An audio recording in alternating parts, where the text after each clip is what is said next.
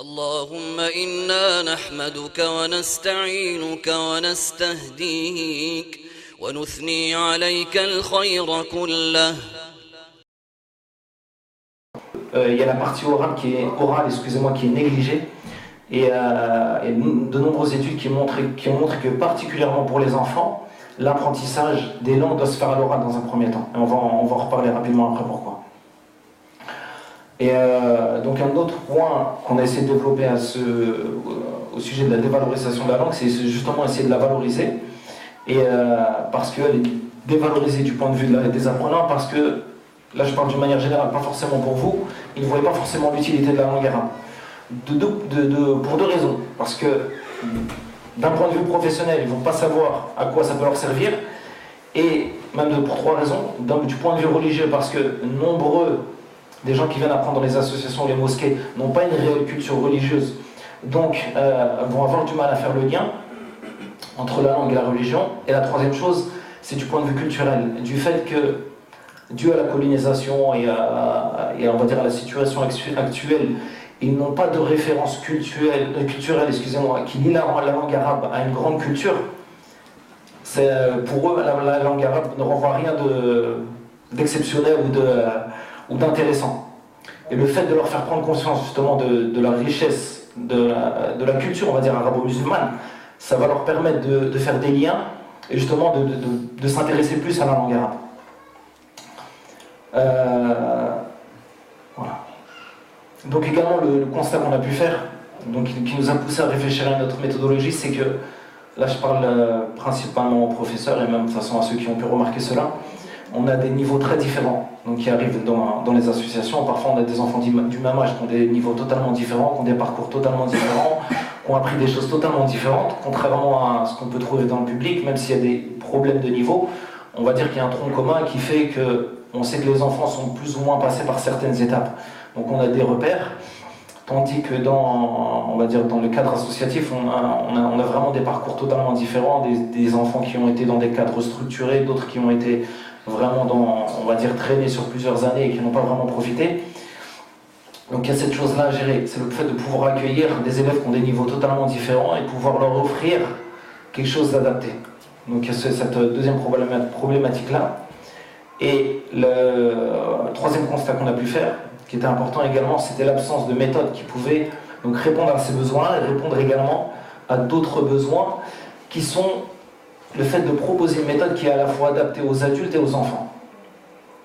Ça c'est important parce que, là je vais rebondir justement sur les adultes et les enfants, parce qu'ils sont à la fois totalement différents face à l'apprentissage, mais également il sera difficile pour nous de développer des méthodes différentes à la fois pour les adultes et les enfants.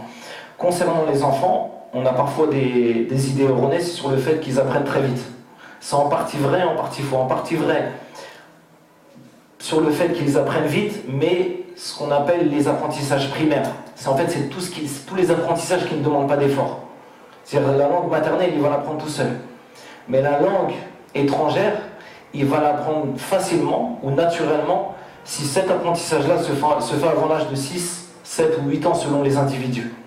C'est-à-dire qu'à partir si cet âge limite est dépassé, ils vont apprendre la langue de la même manière qu'ils vont apprendre les mathématiques ou la géographie ou une autre matière. C'est-à-dire qu'ils vont avoir besoin de développer les mêmes stratégies ou de donner autant d'efforts. Cet apprentissage-là ne sera pas naturel. Donc c'est une erreur de croire que si l'enfant est à partir d'un certain âge, si on le baigne dans la langue arabe, l'apprentissage il va se faire tout seul. Ça c'est faux. Et également, parmi les études qui ont été mises en avant concernant l'apprentissage de la langue arabe chez les enfants, si sa langue maternelle, elle n'est pas structurée, c'est-à-dire s'il n'a pas des bonnes bases au niveau de sa langue, sa première langue, donc ici on va parler du français, parce que c'est ce qu'on a comme première langue, on va dire dans la plupart des familles, s'il n'a pas des bases au niveau de la lecture, au niveau de l'écriture, et même au niveau du vocabulaire et du parler, ça va être difficile pour lui d'acquérir de véritables bases dans la langue étrangère. Donc il y a cette chose-là. Et concernant les adultes, et ça également c'est une fausse idée qu'on se fait en croyant que les enfants ils apprennent beaucoup plus vite que les adultes. Les études ont montré justement que les adultes ils étaient souvent beaucoup plus armés pour apprendre que les enfants. De par leur expérience, du fait qu'ils maîtrisent une langue, Et le fait de leur proposer une autre langue, ils vont pouvoir faire des passerelles ou des liens entre les deux langues. C'est-à-dire des choses qu'ils vont retrouver dans la nouvelle, donc ils vont trouver dans la nouvelle langue, ils vont pouvoir trouver ce fonctionnement dans leur propre langue. Donc ça va les aider face à l'apprentissage. Également, parmi les choses qui les aident, c'est qu'à travers les différents apprentissages qu'ils ont fait, que ce soit dans les langues ou dans les autres choses, ils ont pu développer certaines capacités, certains raisonnements, ce qui fait que lorsqu'on essaie de leur faire comprendre, en général, ils vont comprendre beaucoup plus vite que l'enfant. Le troisième point qui va les aider, c'est les stratégies. Donc les stratégies, c'est quoi? C'est, par exemple, vous avez une manière d'apprendre. Si vous voulez apprendre un texte par cœur, vous avez une manière. Ou si vous voulez apprendre une phrase par cœur, ou un vocabulaire, ou du vocabulaire, vous avez développé des stratégies que l'enfant, lui, n'a pas développées.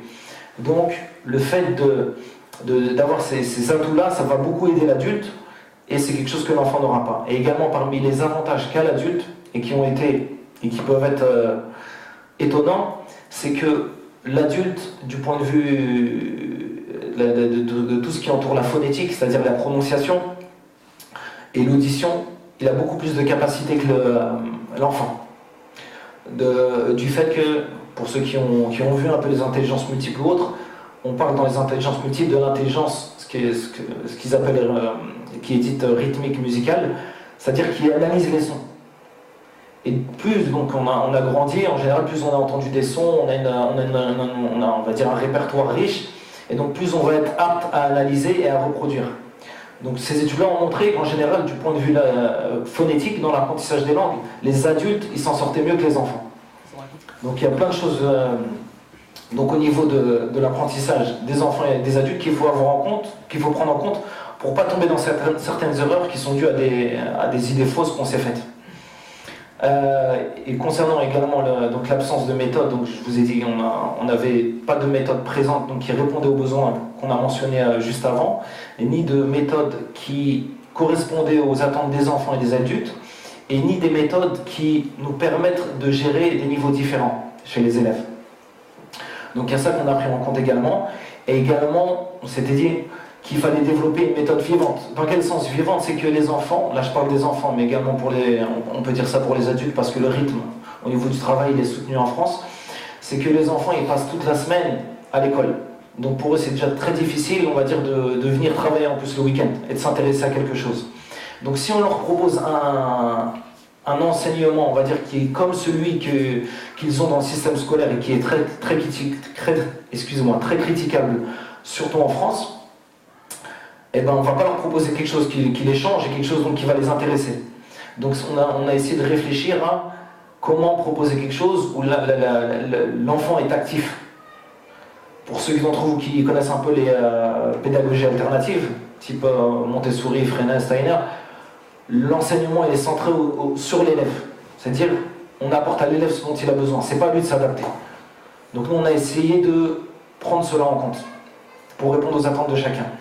Donc on a réfléchi à cela, on a analysé les besoins donc, que je viens de vous mentionner, et on s'est dit également qu'il fallait prendre en compte 4 aspects dans la langue, parce que lorsqu'on apprend une langue étrangère, il faut absolument maîtriser 4 aspects pour être à l'aise. Il y en a 2 qui concernent la compréhension et 2 qui concernent, excusez-moi, l'expression.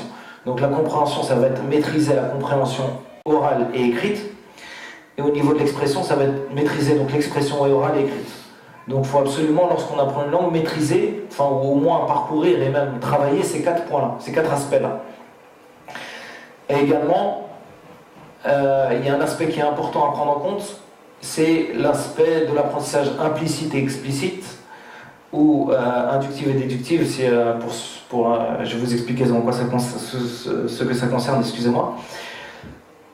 Comme vous avez peut-être pu le voir pour ceux qui ont étudié un peu l'arabe et parcouru certains manuels, on nous propose souvent des choses. C'est soit des exemples qu'on répète, soit on vous explique le fonctionnement de la chose et on vous demande de reproduire des exemples avec ce fonctionnement-là précis.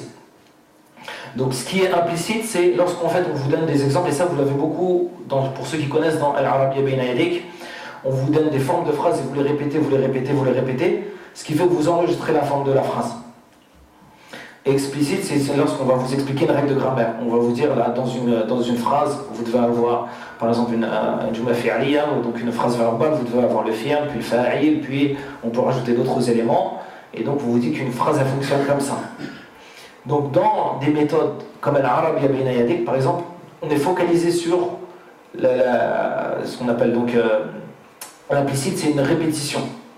Mais là, le problème dedans, c'est qu'on ne va pas être apte après à décortiquer la phrase ou la diviser en parties, ou également à construire quelque chose d'autre, ou si on a à faire face à des formes de phrases qui sont différentes, on va être bloqué, parce qu'on n'aura pas été habitué à ce forme de phrase-là. Et également, le problème qu'on peut rencontrer avec certaines méthodes qui sont trop explicites, justement, où c'est trop des règles, c'est que, certes, la personne elle va être apte à construire des phrases correctes grammaticalement, mais du fait qu'elle n'aura pas assez d'exemples au niveau de la langue, elle va produire des phrases qui ne vont pas avoir un style, donc un problème de syntaxe, ou qui ne vont pas avoir un style arabe.